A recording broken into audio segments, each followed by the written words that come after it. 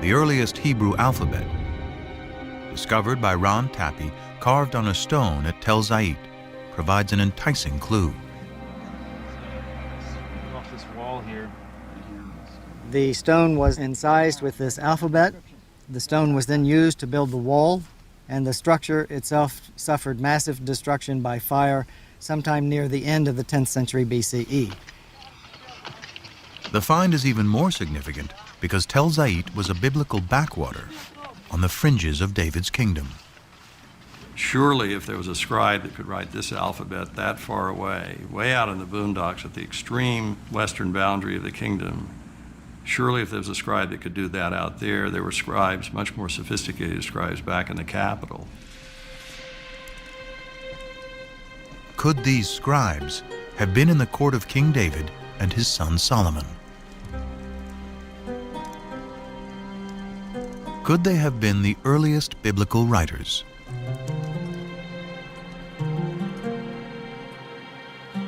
In the 18th century, German scholars uncovered a clue to who wrote the Bible, hidden in two different names for God. According to one account, Abraham knew God by his intimate personal name, conventionally pronounced Yahweh. Passages with the name Yahweh, which in German is spelled with a J, scholars refer to as J. But according to other accounts, Abraham knew God simply by the most common Hebrew word for God, which is Elohim. So the two different writers became known as E for Elohim and J for Yahweh. Most likely based on poetry and songs passed down for generations, they both write a version of Israel's distant past. The stories of Abraham in the Promised Land, Moses and the Exodus. I'm going to do this video. I had another video scheduled, but I have to do this because this, whatever this guy is giving me a bunch of shit.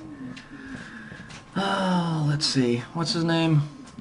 Minister of Yahweh. So this guy, this is his logo.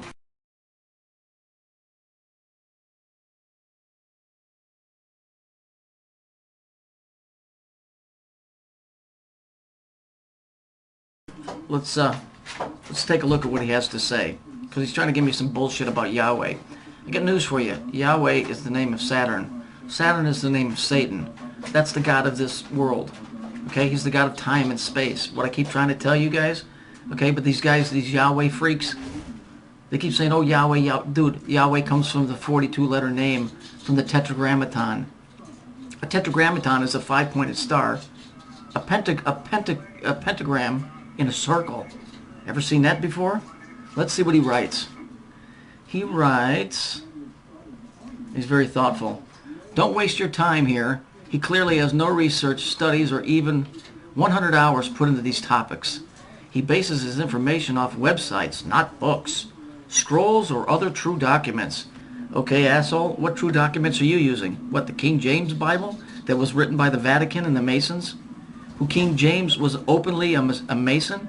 Yahweh? You know what? Stick that fucking shit right up your ass, you dumb bastard.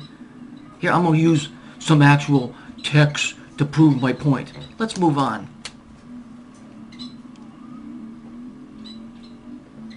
Here, the Jews speak Phoenician. Of course, you already knew that because you know every fucking thing, right? The Jews speak Phoenician. They don't have their own language. Phoenicia. You ever heard of it? And they don't make blinds, asshole. So let's read it. The inhabitants of Phoenicia might at first appear to have derived their origin from the same source, pre-Abramite, as the Hebrews, for they spoke the same language. Wow, how about that? Twink, what are you doing? Let's move on. Okay, so now we know that they speak Phoenician, yeah? Okay. But Yahweh's not Saturn, right? Okay, let's move on. What does this say? Let's go here. Baal is the planet Saturn. Baal is also the devil. And the Mohammedites of the 12th century after Christ knew still that the Meccan i.e. Israel, is one of the names given by the Phoenicians in the latter days to Saturn. Oh, where did I get that? From a comic book? You don't talk about the truth out of real scrolls. Jag off. Yeah, I'm swearing too. Here we go. Let's move on. Between the god of the I can't pronounce it. Sorry, guys. And the god of the Apelles, there is evidently a close relationship, and also it appears with Yahweh, the Demiurge of the Old Testament, Saturn, the black star. Okay, the black star. Remember, Kabbalah is all cube and a black star. And you'll notice what I'm putting in here from the Converse advertisement is a cube and a black star.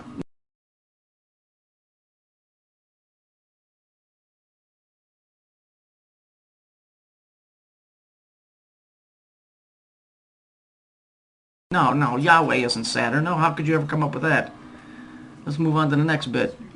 Yahweh's essence. Yahweh was also at an early period represented by a serpent.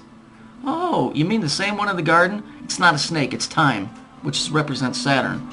A symbol of lightning. A copper god of this sort lasted even down to the time of Hezekiah and was reputed to have been made by Moses himself. The seraphim, pictured often as surrounding Yahweh, were hardly other than the serpents representing the tortoise lightning. Okay, I'd never read anything. What's this say? The astrological Saturn has always been associated with the letter of the law because Saturn is the lawgiver. That's why the men in the courts wear black robes. Everybody that is an authority wears black. Cops, rabbis, judges, priests, Catholic priests, SWAT, Nazis. Rather than the spirit of the Gnostics, and the early Kabbalists identified Saturn with the God of the Old Testament. Gee whiz, who'd have seen that coming? Whom they regarded as a tyrannical father obsessed with the rigid enforcement of the laws. And indeed, there may be very ancient symbolic link between Saturn and Yahweh. For Yahweh's Sabbath or holy day is Saturday. Saturn's day, a-hole. Enough. I've had enough of this crap. Yahweh is Saturn. Saturn is Satan. He's the God of laws. He's the lawgiver. He's the one that said he's the Alpha and the Omega. The God of the Old Testament is Saturn. Case closed. Stick it up your fucking ass. Dumb fuck. Ooh, I swore. Oh, then he sends me some crap about, your eyes are blinded if you don't love your brother. Well, I got news for you, buddy. Jesus might love you, but I don't. So go bug off. This is the thing. This is why I get so frustrated with these guys. They tell me I don't do my studies. First of all, I was raised a Lutheran. I believe in Jesus Christ, but that doesn't mean that my language is going to change anytime soon. Second of all, I don't give a rat's ass about your satanic god, you moron. What a bunch of clowns you are.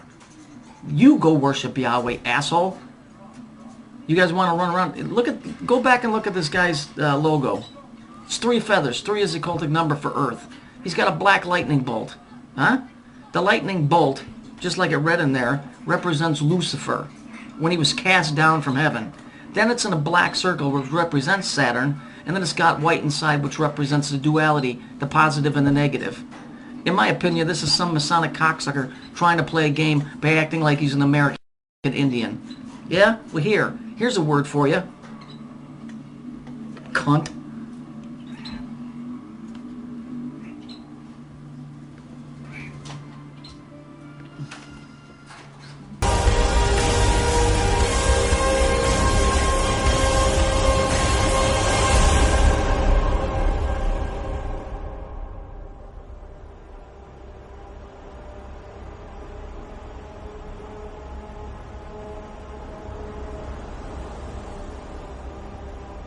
Ye took up the tabernacle of Moloch, and the star of your god Remphan, figures which ye made to worship them.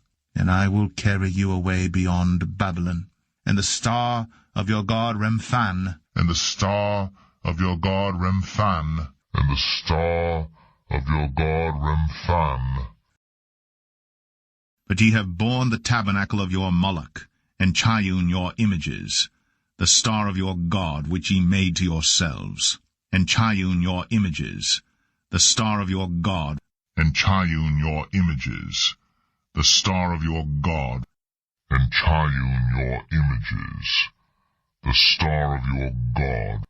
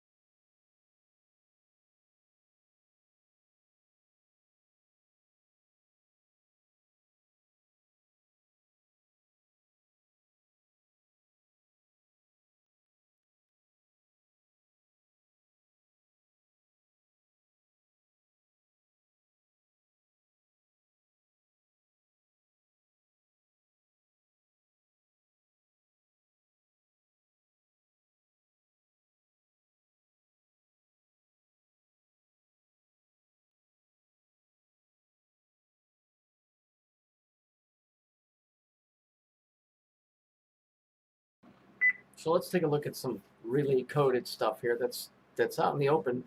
I mean, that you can see if you just piece shit together. So I'm going back to some of my earliest stuff that I did. Yahoo, or not Yahoo, but YouTube, the language that you're using is called Python. So here we have the serpent. Now this is all tied biblically, not to prophecy or any of that, but it's all the same story, so I'll show you. So here's the serpent Python. Is widely used general purpose high-level programming. Design philosophy emphasizes code readability and its syntax. That means the way that it's written correctly allows programmers to express concepts in fewer lines of code than would be possible in languages such as C. What is C? C is 3, and 3 is what? 3 is Saturn on the Kabbalistic tree. Using third-party tools such as Pi. What is Pi? What is Pi? Pi is P I, right? And what is pi? It's 3.14. This is what the Masons use. Pi 2. So what is it? It's pi square or pi installer. Stable release. Here you go. Right here. Stable release 3.41. So pi being 3.14 and the stable release is 3.41. Interesting. On 18 May, there's your 9. Now, that's all fun right there. Let's go back in ancient times to Phoenicia. Philo of Byblos, Phoenician history. From above, you can see that many claim that Yahoo or Yahoo is a second divine being. That would be the Lord God in the Bible. You see how they say Yahoo or Yahoo? So here we have Philo, this guy Philo of Byblos, Phoenician historian, writing about Yahoo. Who is Yahoo? Gnostics call a Jewish god an angel of matter, whose planet was Saturn. A 4th century BC Canaanite coin was inscribed Yahoo. So we know that Yahoo is Saturn, and we know that Philo of Byblos wrote about Yahoo and called it Saturn. Let's go down here where it ties it all together. David Philo, who by the way is a redhead, is an American businessman. He was born in 66. It's another number for the fallen angels. Is an American businessman and co-founder of Yahoo. So, what are the odds that you have a guy named David Philo? Okay, well let's just do this. David Philo that wrote and became co-founder of Yahoo in the program of C, which is what? 3, right? And the guy that originally wrote about Saturn, and what's his name? It's the same guy. What a coincidence. Isn't that interesting, boys and girls? How about that? You see how all this is coded? You see how it's all coded? It's all bullshit. YouTube. You know, U is another it's not widely used, but U is just another syllable for Saturn. You see this? What are the odds that some dude named Philo of Byblos, a Phoenician historian, would call Saturn Yahoo, and the guy that writes the program Yahoo is named David Philo? Don't you see the big con game going on here? See, this is the type of research that I do. I don't sit around and call you a dumb fucking goyim, because not many people will be able to sit down and do this. Doesn't make me a great guy or a wonderful or smart guy. It just means that I'm tenacious and I keep digging and I keep digging. Okay? And now that you know it, now you're not a dumb goyim. Okay? And you don't have to run to some douchebag that sits around and speaks in riddles. Do you understand? You can do this yourself. Because nothing is hidden. You just have to dig. YouTube. And that fucking building they got on 901 Cherry Lane. Bullshit.